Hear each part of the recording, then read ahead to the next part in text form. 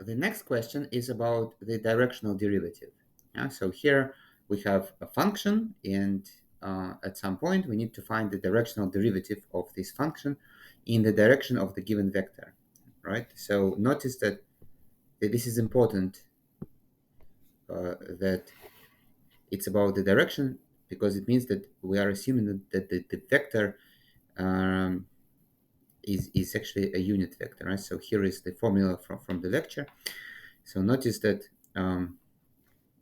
to evaluate the directional derivative, what we do is we just take the dot product of the gradient vector with the vector show pointing in the right direction, right? But the thing is that the vector u here is supposed to be a unit vector, so its norm should be 1. So in other words, in order to compute, so let me just try this. So du f is really nebula f dot product with u. But the thing is that the norm of the vector u is supposed to be 1.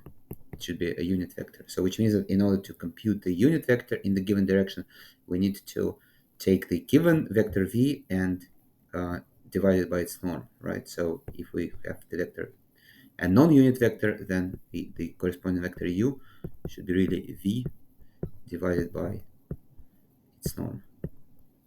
Okay, so let's compute the vector u. Well, so this I plus j, so I plus j is essentially just the vector with coordinates 1, 1.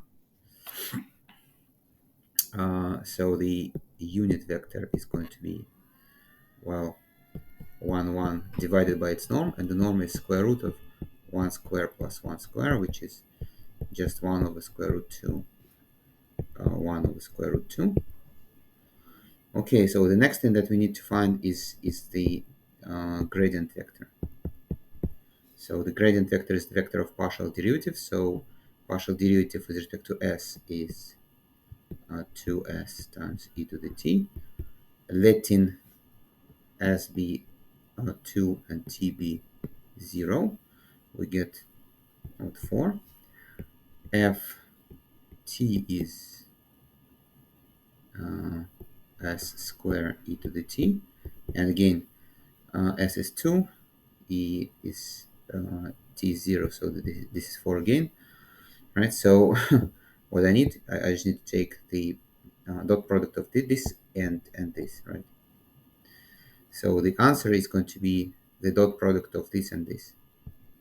So which means that I first take the first components, multiply them 4 times 1 over square root 2, plus then I'm going to take the other two entries, 4 times 1 over square root 2, and add them together.